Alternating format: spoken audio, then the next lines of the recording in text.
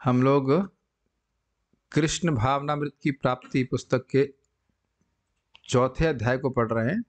कृष्ण को यथारूप जानना, इसको शुरू करते हैं। मुझे उम्मीद है कि सबको आवाज़ यहाँ पे जूम पे ठीक ही आ रही होगी। ओके। पूर्ण पुरुषोत्तम परमेश्वर की स्तुति करने के लिए हमें किसी उच्च शैक्षणिक योग्यता की आवश्यकता नहीं है। ऐसा नहीं है कि कोई आईआईटी कानपुर का बीटेक है तभी भगवान की स्तुति गा सकता है, ये बात बोल रहा है। हमारी सामाजिक अथवा भौतिक स्थिति कुछ भी हो, हम प्रार्थना कर सकते हैं। बल्कि अगर देखा जाए तो हम हर क्षण प्रार्थना कर ही रहे हैं। एको बहुनाम यो विदधाति कामन, हर जीव भगवान से प्रार्थना कर रहा है कि मुझे ये चाहिए, चाहे भौतिक चाहे आध्यात्मिक। इस तरह से सोचा कभी आपने? Every living entity is praying to Krishna 24 hours. हर जीव भगवान के 24 घंटे प्रार्थना कर रहा है। यद्यपि ऐसे लग नहीं रहा कि हम भगवान से प्रार्थना कर रहे हैं, लेकिन आप जानते हैं कि हम इधर शरीर में बैठे बैठे इच्छा करते रहते, तो इच्छा एक प्रकार की प्रार्थना है कि नहीं? सिंपल। कितना सिंपल बात है ना। कोई व्यक्ति कहे कि मैं बहुत पढ़ा लिखा नहीं तो भगवान मेरी बात नहीं सुनेंगे ना, इतना सुनी तो रहे, अनादि काल से सुन रहे, सुनते ही आएंगे। उनके अलावा वो नहीं सुन रहे तो और कौन सुन रहा है? ये बात है। हमें बड़ा विद्वान या पंडित होने की आवश्यकता नहीं है। यह भी आवश्यक नहीं है कि हम अपनी प्रार्थना को सुंदर चुने हुए शब्दों में व्यक्त करें जो कवित्वपूर्ण अथवा अलंकारपूर्ण हो। इनमें से किसी की आवश्यकता नहीं है। यद्यपि ये ऐसी हों तो बहुत उत्तम है। हमें केवल अपने भावों को व्यक्त करना होता है, किंतु ऐसा कर सकने के लिए हमें अपनी स्थिति का ज्ञान होना आवश्यक है। तो अब आप बताइए कि इस पूरे प्रसंग में आपने क्या सीखा? भगवान को प्रार्थना करने की क्या योग्यता है? अपनी स्थिति का ज्ञान। सिंपल। भगवान मेरे स्वामी हैं, मैं उनका तुच्छ दास या दासी हूं, जो भी दास में हूं, जो भी मान लीजिए, और इस संबंध को देख करके भगवान से प्रार्थना करना चाहिए। Simple. It just simple as simple. नहीं तो व्यक्ति सोच, कभी कभी भक्तों के हृदय में आ जाता है कि भगवान से हम कैसे प्रार्थना कर सकते हैं, या क्या हमारी बात भगवान सुनेंगे? लेकिन ऐसा नहीं है, भगवान सुनते हैं सबकी बात। और आप प्रत्यक्ष उदाहरण समझ सकते हैं। आप लोगों के मन में शायद आ भी रहा हो, मेरे मन में तो आ रहा है प्रहलाद महाराज। और प्रहलाद महाराज नम्रता प्रस्तुत करते हुए कहते हैं कि जब ब्रह्मा जी, शिव जी ने और उत्तम उत्तम श्लोकों में आपकी स्तुति करी, आप संतुष्ट नहीं हुए, तो मैं तो उग्र जाति में, असुरों की जाति में पैदा हुआ हूं, मैं आपकी कैसे स्तुति कर सकता हूं? तो आप समझ गए, यही योग्यता है।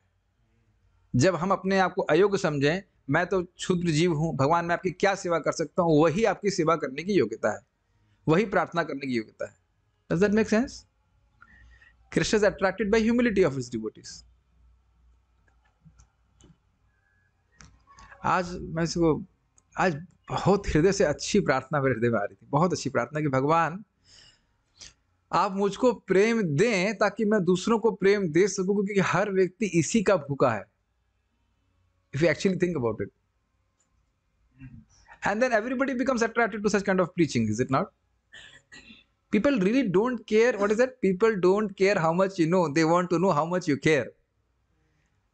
क्या बात है ना। और ये बात मैं सोच रहा था कि प्रभुपाद जी का विषय, मैं प्रभुपाद जी के गुण में विचार कर रहा था सुबह के समय कि देखो, जिनको प्रभुपाद जी ज्ञान दे रहे थे, वो ज्ञान धारण करने की क्षमता उनके में तो अब न्यूनतम मानिए। कोई ड्रग्स ले रहा है, उसकी बुद्धि एकदम चौपट हो जाती है, फिर भी वह समझ पाए उस जड़ चेतना में भी कि प्रभुपाद जी हमसे प्रेम करते हैं। प्रभुपाद को बोल रहे थे इस बात को कि हमारे गुरु महाराज बात को बोल रहे थे कि Srila Prabhupada gave them a sense of dignity. Can you imagine? Will you ever give respect to a hippie? क्या हिप्पी को आप सम्मान दे सकते हैं? लेकिन वो थोड़ा सा ये बात देख रहे थे कि कृष्ण का नाम उच्चारण कर रहे हैं, प्रभुपाद उनको कितना प्रेम दे रहे थे।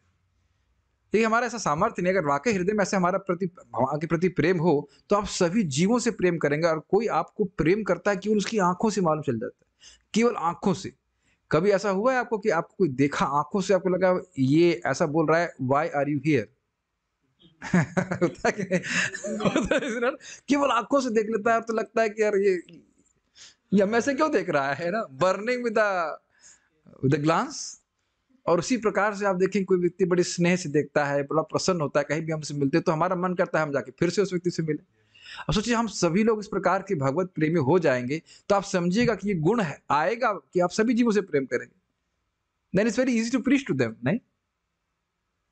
इसका मतलब नहीं कि वो कैसे हैं, आप समझ रहे हैं? प्रेम इस पे निर्भर नहीं कर रहा है कि वो व्यक्ति कैसा है।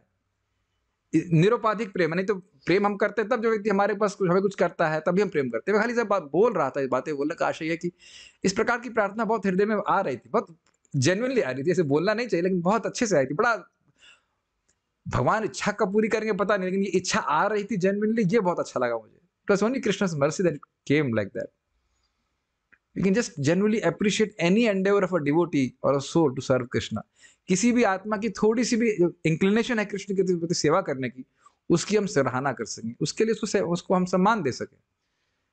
This is very nice if you can have that consciousness. ये तो दीपदानी तो कर रहे हैं, क्या है? 1-2 बार हरे कृष्ण मंत्र तो क्या, 4 ही माला तो कर रहे हैं ना, क्या है? कभी-कभी वैसे देखिए ये तो मैनेजमेंट की बात है, कभी-कभी मैनेजमेंट में आता है, भाई ये ब्रह्मचारी तो सेवा नहीं करते, बस 1-2 आरती कर लेते दिन की। हमने कहा भाई शास्त्र तो चलो शायद हमको शायद बस डब्बे में बंद कर देना चाहिए।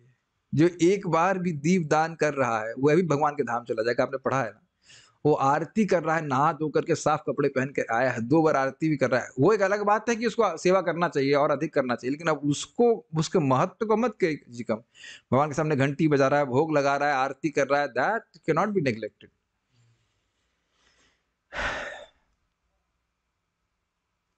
खैर हमको बात, हम खाली क्षमा कीजिएगा, हम खाली इस बात, हम नहीं क्षमा नहीं, मत क्षमा की बात नहीं, हम खाली बात ही कर रहे थे कि once you realise your position, तब हम भगवान से ठीक प्रकार से प्रार्थना कर सकते हैं। नहीं तो प्राय व्यक्ति भगवान से सही से प्रार्थना नहीं करता है। करते हैं भौतिक चीजों को, भाई हमारी वही, जैसे वही कहानी सुनी होगी आपने, एक बुढ़िया थी बड़ी रुचिकर कहानी। तो एक बुढ़िया थी, वह लकड़ी का बंडल लेके आती थी। देखा कुछ बुढ़िया लोग जाते हैं वो जंगल में, लकड़ी बीन के लाएंगे सूखी, उसको बेचते हैं।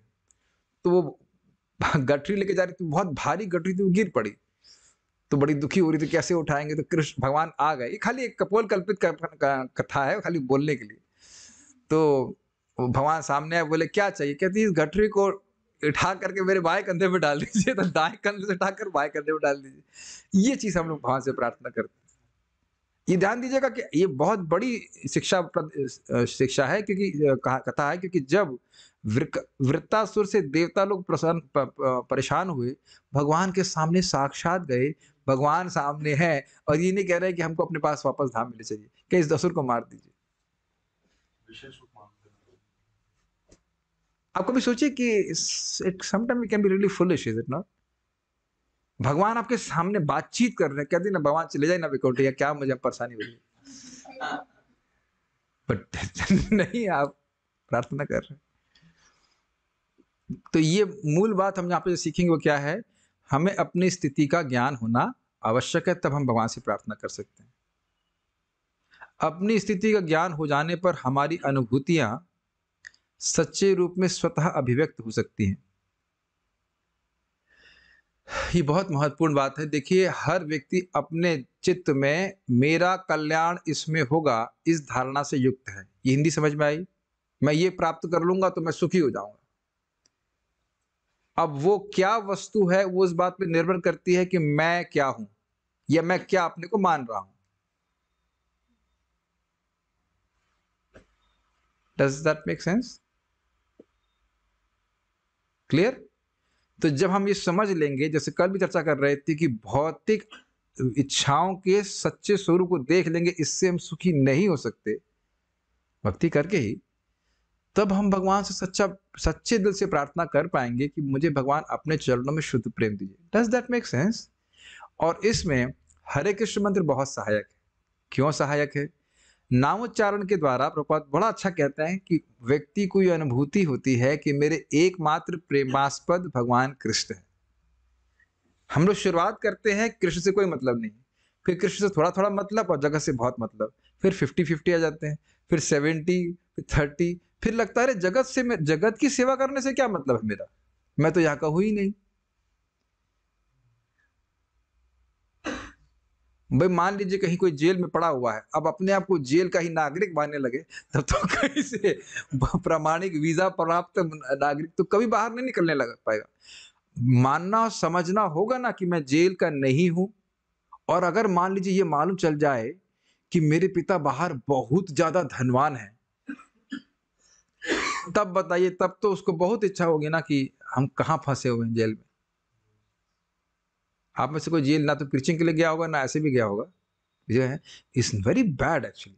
बहुत ही रेस्ट्रिक्टेड एटमोसफेयर में हम लोग, बहुत ही रेस्ट्रिक्शन, बड़ा डिप्रेसिंग होता है एक्चुअली।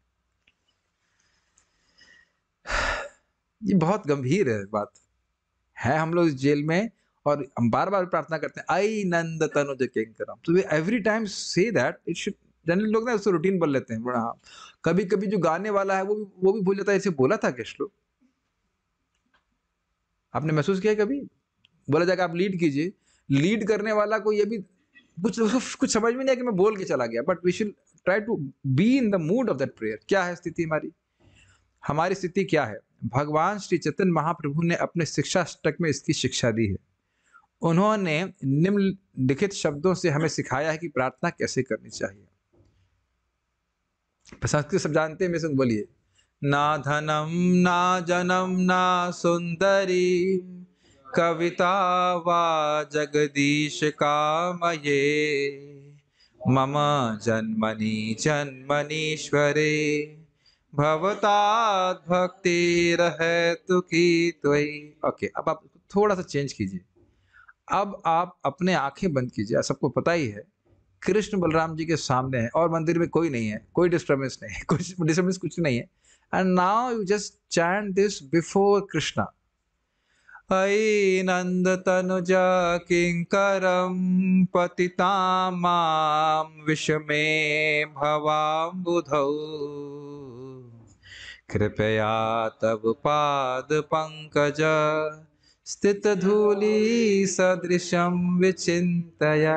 ये तो एक्चुअली अगली वाली प्रार्थना है, इसकी पहली वाली। ना धनम ना जनम ना सुंदरी कविता वा जगदीश कामये मम जन्मनि जन्मनीश्वरे भवतात् भक्तिर्हेतु की त्वयि। One more, once more. ना धनम ना जनम ना सुंदरी कविता वा जगदीश कामये मम जन्मनि जन्मनीश्वरे भवतात् भक्तिर्हेतु की त्वयि। बहुत सुंदर प्रार्थना है।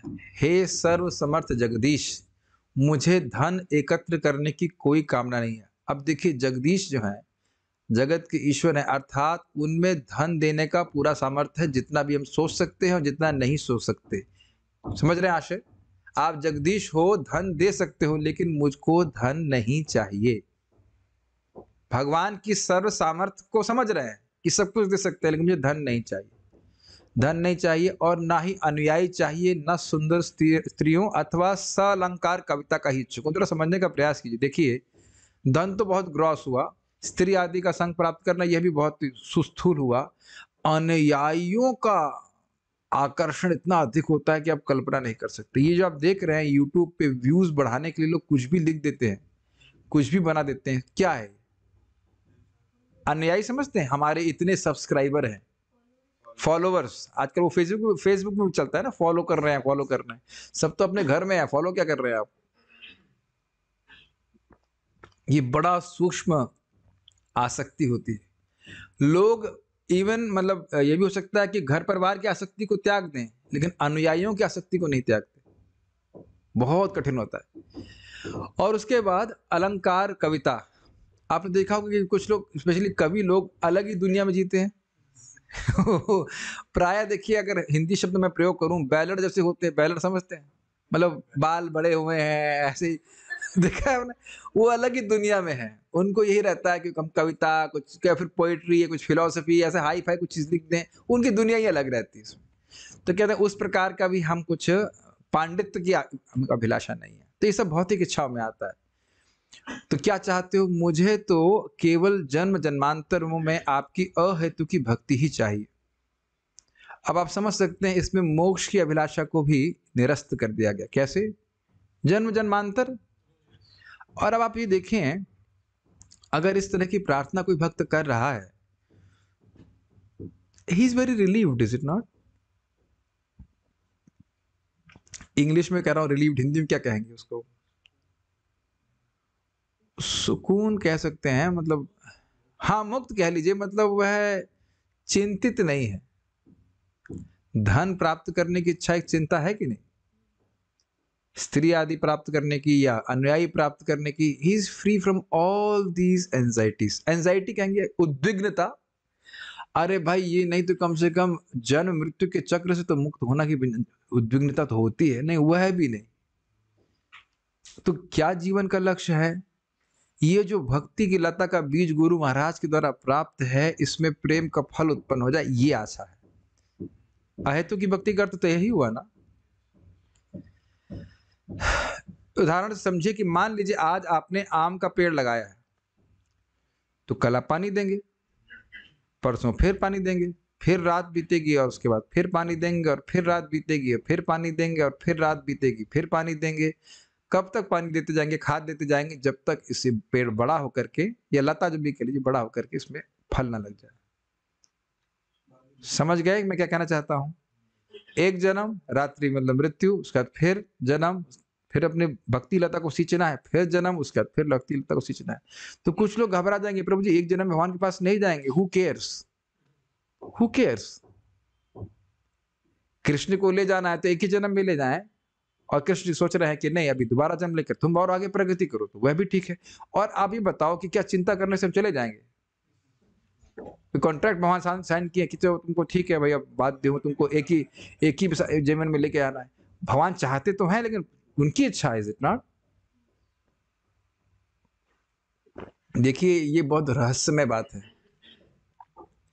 भगवान का भक्त भगवान के पास जाना चाहता है या नहीं रहना चाहता है, लेकिन वह भगवान की इच्छा पर निर्भर करता है कि वो कब युक्त देखते हैं, उसको योग्य देखते हैं वापस बुलाने के लिए। वो ऐसा is not a order, Krishna is not order carrier, order supplier. जब भगवान की इच्छा होगी तब हमको वापस वो लेके जाएंगे। आप मेरी बैलेंस कर पा रहे हैं? ऐसा नहीं है कि उसकी भगवान के धाम जाने की इच्छा नहीं है, इच्छा तो बहुत है, लेकिन एक तो स्वाभाविक नम्रता है, मैं तो योग्य नहीं हूं, और जब भगवान योग्य समझेंगे तो मुझे वापस ले जाएंगे। मेरा कार्य है कि मैं अपनी भक्ति को बढ़ाऊं, भक्ति को भक्ति प्राप्त करने के लिए उपयोग में लाऊं। भक्ति को धन जन आदि प्राप्त करने के लिए नहीं इस्तेमाल करूं। There has to be a goal in life which is being mentioned here. जीवन का उद्देश्य होना चाहिए। इसलिए बोला जा रहा है क्योंकि देखिए, प्राय लोग इस ओह, somebody from Russia also has joined. I thought he has disappeared. Welcome. इन पे आरोप लगाया गया था, जो भक्त मुझे दिख रहे हैं, कि भक्ति में जल्दी आने वाले लोग जल्दी गायब भी हो जाते हैं। कुछ क्रिटिक्स ने आपके ऊपर आक्षेप किया था। थैंक यू, आपकी भक्ति लता बीज अभी है, good, but I don't know Russian. I know you understand Hindi. Happy to see you alive. ऐसा लगता है जैसे कि बच्चे को जन्म दिया, बच्चा मर गया, मर करके वापस आ गया। ऐसा लगता है। That's good. Anyhow, happy to see the devotees. So, आप अगर इस श्लोक पे थोड़ा विचार कीजिए तो आप, it's like in this consciousness, no, like you are relaxed, chill. हाँ, चिल, कि कभी जाएंगे भगवान के पास। आप बताइए, आपने कभी सोचा था कि कब से भक्ति कर रहे हैं आप जानवी माता जी? 2019, और आज है 2022। With in 3 years now in Vrindavan. आप कब से कर रही हो? 2017, 2 साल सीनियर हैं, ठीक है। और आपको 1 साल तो हो गया है, ऑलमोस्ट 1 साल हो गया आप वृंदावन में, और मुझे तो 5 साल के बाद एंट्री मिली थी। Already you are in spiritual world.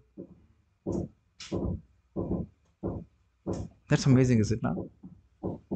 अब नहीं ये हमको बोले थे, क्या नाम है, जनी निवास प्रभु। हाँ, जनी निवास प्रभु बोले थे, यस। ये वृंदावन धाम तो प्रलय में भी नष्ट नहीं होता है। यहाँ आइए, यहाँ से मत जाइए, सेवा करिए, शरीर छोड़ दीजिए, आपको तो बंधन लगा है ना घर में? नहीं, दिल्ली भी धाम है, ठाकुर जी वहां भी रहे हैं हस्तिनापुर पे इंद्रप्रस्थ में, हस्तिनापुर में, मेरठ भी धाम ही कहा जाएगा, मेरठ में तो हस्तिनापुर है, तो वहां तो आप जानते हैं कृष्ण रहे थे, तो वो भी धाम ही है एक प्रकार का, भगवान ने लीला करी थी, इज इट नॉट? वैसे आज मेरे भक्त लोग दिख रहे, तो मुझे बताइएगा क्या वाकई अभी भी हस्तिनापुर का किला पांडवों का है वहां पे? अगर है तो मैं जरूर वहां पे एक बार आके देखने का इच्छा होती है। आप लोग देख करके फोटो खींच करके लाइएगा, अगर है मुझे भेजिएगा, फिर मैं जरूर जाऊंगा। मेरे पांडवों से मुझे बड़ा आकर्षण लगता है।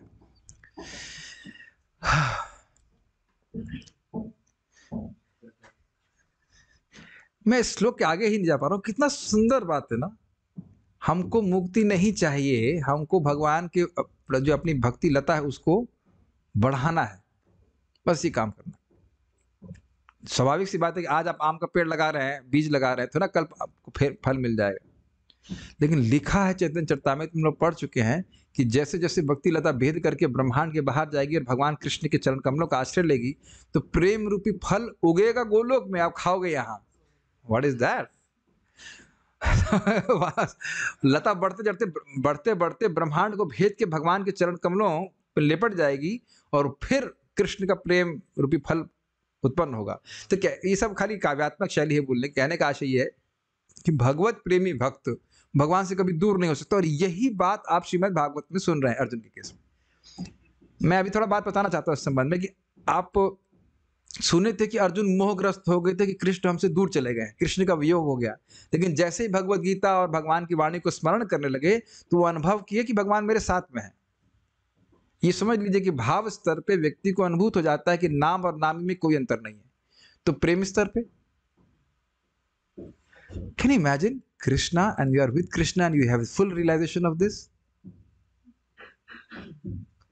जब ये सब सुनते हैं तो लालसा जागृत हो जाती, क्यों नहीं मुझे भाव, मैं क्यों ना भाव भक्ति को टारगेट करूं, जब भी मिले, क्या दिक्कत है, छोटे छोटे अर्थ लेके क्यों चलूं।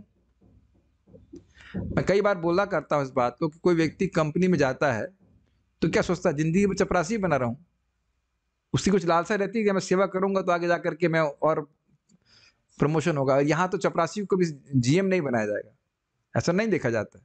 लेकिन भगवत प्रेम में कोई उपाधि का कोई ऐसा सिस्टम नहीं कि आप नीचे हैं ऊंचे हैं, ऐसा तो नहीं बोला जा रहा है। What is the difficulty in desiring? और समझेगा जिस प्रकार का भक्त है वह जल्दी आ जाता है। Okay, go ahead. हाँ, माइक पे बताइए, पूछिए। प्रार्थना तो कर रहे हैं, कौन है? हाँ बोलिए। प्रार्थना तो हम कर रहे हैं ऊपर से कि धन नहीं चाहिए, स्त्री नहीं चाहिए, लेकिन एक्चुअली हृदय में तो इच्छा बहुत रहती है। फिर अच्छा प्रश्न किया, सबको सुनाई पड़ा कि हो सकता है धन की इच्छा, स्त्री की इच्छा हो, और हम बोल रहे हैं।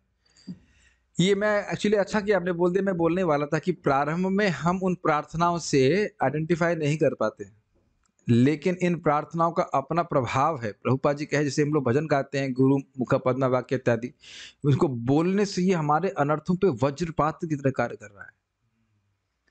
इनकी अपनी एक शक्ति है। अगर आपको याद हो, हम उस क्लास में थे, महाराज बता रहे थे ना, दुर्वासना रज्जु। तो महाराज कह रहे थे कि प्रार्थना करते हैं कि भगवान हमारे हृदय में बहुत सारी वासनाएं हैं, फंसे हुए हैं, ले लीजिए उनको, लेकिन कुछ को छोड़ कर रखना चाहते हैं, कुछ को बचा करके रख जाते हैं। लेकिन कह रहे हैं कि बोलते बोलते बोलते फिर वो हृदय में बात, वो क्या कहते हैं इसको, रेजोनेट करता है। आपका जो प्रश्न है उसी तरह कहना कि प्रार्थना तो हम बोल रहे हैं, लेकिन हमारा जो हृदय है वो उससे रेजोनेट नहीं कर रहा, मैच नहीं कर रहा है। लेकिन देखिए, जाप करते करते, भागवत सुनते सुनते हृदय में वह लालसा भी है कि देखिए अर्जुन का कितना प्रेम है। अभी आप सुन रहे हो कि भाव स्तर पे ये अनुभूति होती है कि भगवान का नाम भगवान से अलग नहीं है। क्या एकदम इच्छा नहीं आ रही कि भाव स्तर पे पहुंचे? मैं तो मुझे अपनी बहन की हंसी बनाऊंगा, पता नहीं कितना भजन करती है, कम से कम 17 साल पहले की बात होगी, तब तो बिल्कुल जप नहीं करती थी। लेकिन गोलोक के बारे में सुनी तो बोली गोलोक पहुंच जाए तो बहुत मजा आएगा। हमने कहा फ्री में पहुंच जाओगी, फ्री में पहुंच जाओगी तो भजन नहीं करोगे। लेकिन अब आकर के उसने वो बोला है ना, तो अब देखिए कुछ तो जब कर रही है, 4 माला 5 माला जो भी कर रही हो, शुद्ध जीवन जी रहे हैं, भगवान का प्रसाद ग्रहण कर रहे हैं, ट्रैक तो आ ही गया ना। तो बार बार ये बोलने का बड़ा प्रभाव होता है। ये प्लस आप जान रहे हैं, जिस व्यक्ति की कृति आप बोल रहे हैं, आप उसका संग कर रहे हैं। तो चैतन्य महाप्रभु की वाणी है, उसका संग कर रहे हैं आप, वो शुद्ध भी तो कर रही है।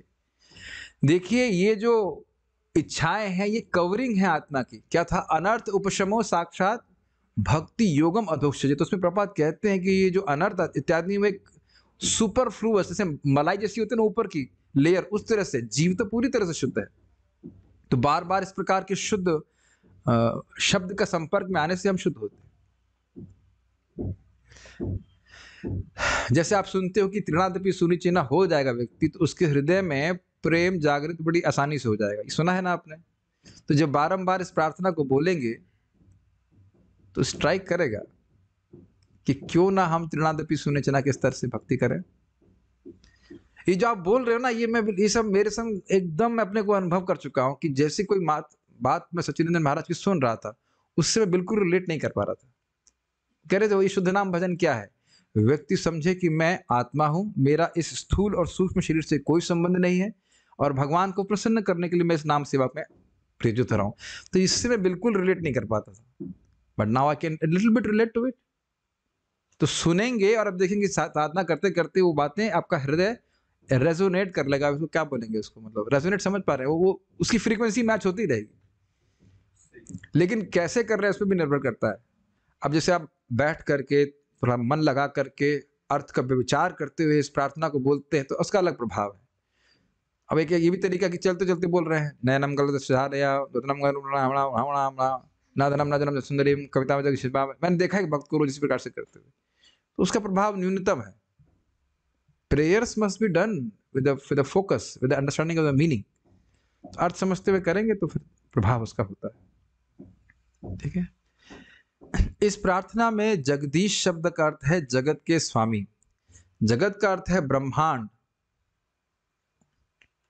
और टूल का अर्थ है भगवान ब्रह्मांड। तो ये एडिटर साहब लग रहा है ये लग रहा है इंजीनियर है, ये टूल रूम में काम करते हैं। और टूल का अर्थ क्या है ये तो क्या बोला जाए, इंग्लिश में क्या लिखा है हमको नहीं पता। ईश का अर्थ है भगवान। ठीक, तो माफ कर दिया हमने। हम हिंदू, मुसलमान, ईसाई या कोई भी क्यों ना हो, हमें यह स्वीकार करना चाहिए कि इस ब्रह्मांड का कोई परम नियंता है। ये तो बहुत आसान है। क्यों परम नियंता है? क्योंकि नियंता हम नहीं है। Simple, is it not? आप लोग प्रसाद पाए ना, चपाती आप लोगों ने बनाई तो हमने नहीं बनाई, तो इसलिए बाई चांस आई। और कहो कच्ची वाली आएगी तुम्हारे पास तब भी तब भी बाई चांस, तब तो गाली दोगे आप, है कच्ची वाली चपाती क्यों मेरे को भी दी, जली हुई चपाती क्यों दी? मैं हमेशा से मजाक करता हूँ कि जो बोल रहा है सब कुछ बाई चांस आया, तो उसको कहो तुम्हारी थ्योरी भी तो बाई चांस आई, तुम इसके लिए पुरस्कार क्यों लेते हो? जो सब कुछ बाई चांस है तो तुम भी बाई चांस ही बोल रहे हो। तुम्हारी बाई चांस थ्योरी का को वैल्यू क्या है? कोई चीज बाई चांस आ जाएगी, उसका क्या महत्व है? आज ये कुछ बाई चांस हो रहा है, कल बाई चांस कुछ और हो जाएगा। कोई भी व्यक्ति जो भगवान में विश्वास रखता है इस तथ्य से इनकार नहीं कर सकता है कि कोई परम नियंता जरूर है। हमारा अटल विश्वास यह होना चाहिए कि हमारे परम पिता अखिल जगत के स्वामी जगदीश हैं। केवल जगदीश ही नियंता हैं, शेष सब नियंत्रित हैं। एकले ईश्वर कृष्णा और सब भृत्य जारे जैसे नचाए से तारे करे तैसे करे नृत्य। ये समझ नहीं पाए होंगे कोई। एकमात्र ईश्वर कृष्ण है और बाकी सब लोग उनके दास हैं। वो जैसे चाहे इच्छा करते हैं वैसे हर व्यक्ति नृत्य करता है। ये विश्वरूप का फोटो यहाँ बड़ा अच्छा रखा गया है। भगवान जब महाभारत का युद्ध हो गया था तो भगवान लौट रहे थे, तो एक उत्तुंग ऋषि थे, उत्तुंग ऋषि, और वह भगवान से बड़े क्रोधित थे कि तुम युद्ध को रोक सकते थे, तुमने रोका नहीं, तुमको शाप देता हूं मैं। तो देने ही वाले थे, इतने में भगवान जो है विश्वरूप दिखा देगा। किसको शाप दोगे? किसको शाप देगा? तो फिर वो घबरा गए, नहीं ये तो भगवान है। महाराज बता रहे थे कि भगवान अपने आप को दिखाए हैं कई बार कि मैं भगवान हूं। दुर्योधन को दिखाए, यशोदा मैया को दिखाए, और इसे उत्तुंग ऋषि को भी दिखाए, और अर्जुन को दिखाए। इस प्रकार से कितना आश्चर्य है कि हम सबका संबंध भगवान से है। और वो कौन है, क्या वर्णन, किस शब्द से वर्णित किया जा रहा है यहाँ पे? जगदीश है। और फिर भी हमको भय होता है कि हमारा पालन कैसे होगा। देखिए, मैं एक विचार प्रस्तुत कर रहा हूं, मैं भी सोचता हूँ कि हम लोग भगवान के अलावा कुछ आश्रय लेके चल रहे हैं। कितना आश्चर्य की बात है ना। और ये कारण क्या है? कारण है हृदय का अशुद्ध होना। जब हृदय शुद्ध होता है तो व्यक्ति समझता है भगवान सबके हृदय में परमात्मा के रूप में है, तो किसी को भी प्रेरित कर सकते हैं, मेरे प्रति अनुकूल होकर के मेरा पालन करवा देंगे। Does that make sense? इसको दूसरी तरह से समझिए। परम पूज्य वृंदावन चंद्र महाराज के प्रवचन आप लोग सुनते ही हैं, लेकिन ऐसी ऐसी बात महाराज बोल देते हैं, बड़ा अद्भुत है, बड़ा सोचने पे आपको मजबूर कर देगी। ये मानते हैं कि आज आपको कोई भी व्यक्ति जान से मार सकता है।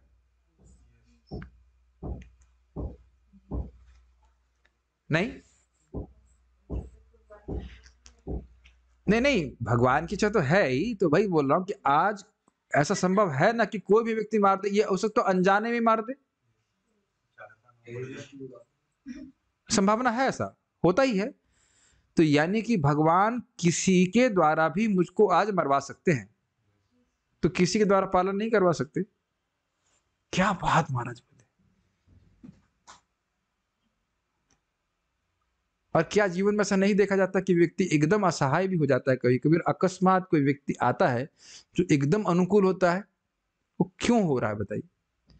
इसीलिए मैं बारंबार कहा करता हूं कि हमें दूसरों के कल्याण के लिए कार्य करना चाहिए। आप दूसरों के कल्याण के लिए कार्य करेंगे तो आपका कल्याण आगे भगवान करते हैं। कभी दूसरों का अहित नहीं करना चाहिए। मैं खाली से बातें बोल रहा हूं कि है मतलब कि केवल भगवान से संबंध अनुभव ना करने के कारण इस प्रकार की अनाश्रयता का अनुभव व्यक्ति करता है कि हमारा ध्यान कौन रखेगा।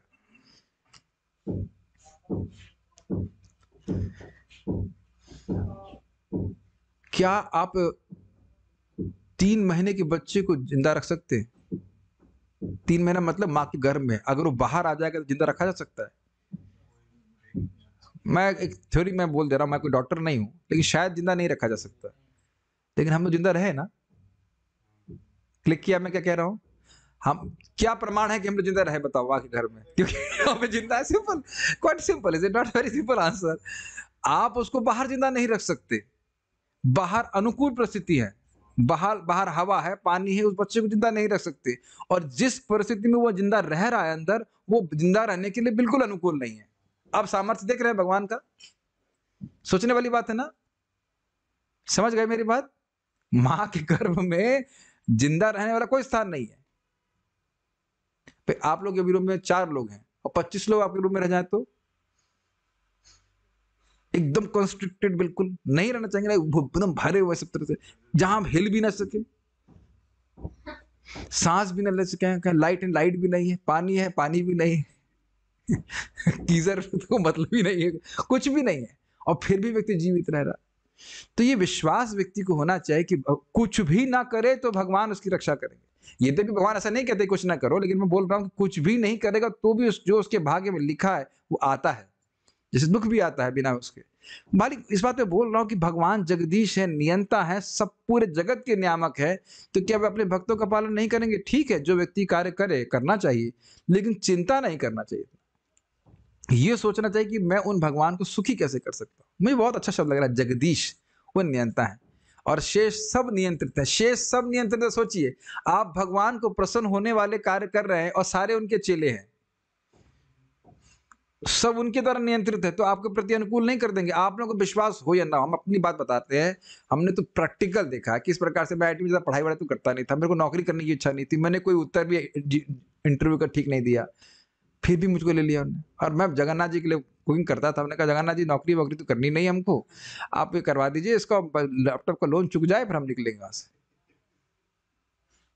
अमेजिंग। कोई ना जीडी ना कोई, अब क्या होता है उसे, कुछ भी नहीं किया। मैंने कहा अरे क्या लेने वाले, एक व्यक्ति को लेना तो मुझको ले लिया। मुझे बहुत हंसी आती, बहुत हंसी आती। और कोई टेक्निकल प्रश्न का उत्तर भी ठीक से नहीं दिया। मुझे पढ़ता ही नहीं था, मैं पढ़ने का मन ही नहीं करता था। और फिर भी जो है, और बात पूछने लगी कि मैं बहुत बातें नहीं करना चाहता हूँ, लेकिन बड़ा मुझको विश्वास होता है उससे। सारे आध्यात्मिक प्रश्न करने लगे। यहाँ तक ये भी पूछा कि रुचि क्या है, हमने कहा भक्ति मतलब योग। कहते कौन सा योग? हमने कहा भक्ति योग। भक्ति योग के परम अनुयायी कौन है इस समय? हमने कहा चैतन्य महाप्रभु। ऐसे कहते चैतन्य महाप्रभु के मुख्य अनुयायी कौन है? हमने कहा ये सब प्रश्न क्या करने लगे, मैकेनिकल इंजीनियरिंग से के बारे में पूछना चाहिए था ना। हमने कहा रूप गोस्वामी पाद। हमने कहा नहीं रिसेंटली मैं शीला ऐसी भक्ति वेदांत स्वामी प्रभुपाद। ऐसा लगता है इसका उनका फॉलोअर रहा होगा, उसका मेन व्यक्ति। और बाकी लोग मुंह बना रहे थे, कहते ये कौन आ गया। इवन हेड शेव था, सोचिए, टाई बेल्ट पैंट शर्ट और कोट जूता ये उधार लेके गया था। मैंने कहा मुझे ना नौकरी करने कुछ करना है, मुझे ज्वाइन नहीं करना था, मेरे को उस लैपटॉप का लोन चुकाना। मैं तो अपने जीवन में ऐसा देखा हूँ बहुत अच्छी तरह से। और वहां पे जाकर कुछ खास काम नहीं किया और बस करके वापस आ गया। ज्वाइन कर लिया। कृष्ण ये सब ये मत कहिए कर्म है, मैम नहीं मानते कर्म मरम कुछ नहीं मानते। कृष्ण नियंता है, वो किसी को आपके प्रति तुरंत अनुकूल बना सकते हैं। हम तो अपने जीवन में देखे, आप भी बता रहे थे ना, कैसे जॉब नहीं लग रहा था, उसका आप भक्ति करते रहो। बारंबार बोला सुबह आप बढ़िया से माला कीजिए, आप कृष्ण को, ये इसी जगदीश इन्हीं नियंता को के वो कार्य करना है जो बिल्कुल चाहते हैं, वो बिल्कुल चाहते। यज्ञ नाम जप यज्ञ उसमें। मैं आज पे बहुत विचार कर रहा था कि भगवान तो ऐसे आग्रही कि तुम कुछ अच्छा कार्य कर दो, और आप जुट करके वो कार्य कर रहे हैं जो भगवान को सबसे अधिक पसंद है। हरे कृष्णा कृष्णा कृष्णा हरे हरे, हरे राम राम राम हरे हरे। तो आपके भौतिक जीवन में भी देखिएगा समस्याएं सॉल्व होती चली जाएंगी, होती जाएंगी ही पक्का।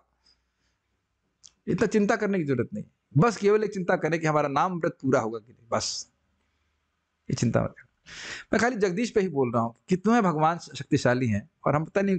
अच्छा दूसरी बात, जगदीश हैं, परम नियंता हैं, पूरे ब्रह्मांड को बनाने वाले हैं, उनसे अब जाके लॉलीपॉप मांगना बेवकूफी है कि नहीं? है ना, सोचने वाली बात है। जो व्यक्ति आपको अपने आप को दे सकता है, उससे उनको ना मांग करके कहो लॉलीपॉप दे दीजिए। कोई जाए कि हम कहाँ जा रहे हैं भाई, हम प्राइम मिनिस्टर से मिलने जा रहे हैं, क्या कर लोगे? लॉलीपॉप लेने जा रहे हैं। अब हंसी, अब बेवकूफी लगेगी कि नहीं? तो ये धन जन ये जो भी कुछ है लॉलीपॉप मांगने जैसा है कृष्ण। और ये लिखा भी है कि भुक्ति मुक्ति देकर कृष्ण अगर छूट जाते हैं तो भक्ति नहीं देते। ठीक है, लॉलीपॉप संतुष्ट है, बाद में आएंगे, बाद में देखेंगे इसको। जगदीश शब्द कितना सुंदर है। तथापि अनीश्वरवादी लोग यह शब्द पसंद नहीं करते, क्योंकि वे यह मानना पसंद करते हैं कि वे खुद ही नियंता है, किंतु वस्तुतः तथ्य यह नहीं है। मुझे आज भी वो बात याद है, 2003 में एक बापू की किताब थी, समझ गए, उन लोगों को आशा दिए थे बहुत कि सब लोग भगवान है। उससे पहले तक मैं उनकी कोई पुस्तक पढ़ता था, यौवन सुरक्षा इत्यादि ब्रह्मचार्य के बारे में, मैं अच्छा लगता था, एकदम कुछ जानते नहीं थे। तो मेरा मित्र भी पढ़ता था उनकी किताब। तो एक किताब में यही लिखा हुआ है, तुमसे ही सूर्य उग रहा है, तुमसे ही चंद्रमा चल रहा है, तुम्हारे भय से ही वायु चल रही है। अब देखो लिखा क्या है, भागवत का शब्द, भगवान बोल रहे हैं मद भयात वातु वातोयम, मेरे भय से वायु चलती है। तो मद में खुद को बिठा दिया। मुझे इतनी गुस्सा आया, बाद में गुस्सा, मतलब उससे तो समझ ही नहीं आया, मैं रिलेट ही नहीं कर पाया, मेरे भय से वायु चल रही है। दैट इज नॉट लिटिल, आपके भय से वायु चल रही है। कोई भी जो एक सामान्य व्यक्ति उसको स्वीकार करेगा, मेरे भय से सूर्य, हम तो सूर्य को देखते नहीं, सूर्य उग के अस्त भी हो जाता है, वहां पर सोते ही रहते हैं ना, बहुत सारे कार्य। चंद्रमा हमारे भय से उग रहा है, वेरी डिफिकल्ट टू डाइजेस्ट। ये है मूर्खता। तो आप देख रहे हैं ये प्रभुपाद जी क्यों कह रहे हैं। मूल बात प्रभुपाद जी क्या कहते हैं, यदि व्यक्ति अपनी स्थिति को समझेगा तभी भगवान से प्रार्थना कर सकता है। अब जब तुम खुद ही अपने को भगवान मान रहे हो तो भगवान से क्या प्रार्थना करोगे? क्लियर हो रहा है? इसीलिए सिद्धांत समझना बहुत जरूरी है। जब मैं ही भगवान हूं तो पर गजब हैरान हूं भगवान तुम्हें कैसे रझाओ। सुना है आप लोग कि भाई ये रोटी भी ब्रह्म है और मैं भी ब्रह्म हूं और आप भी ब्रह्म है, तो हम समझ रहे, बड़ा हैरान हूं मैं कि ब्रह्म को ब्रह्म में कैसे खिलाओ। ऐसे महाराज बता रहे थे, कोई व्यक्ति बोल रहा था तो महाराज बोले भाई जो तुम भी ब्रह्म हो और रोटी भी ब्रह्म है, तब तो तुम नहीं सोचते कि गजब हैरान हूं मैं कि मैं इस ब्रह्म को, इस रोटी ब्रह्म को इस ब्रह्म में कैसे ठूसूं।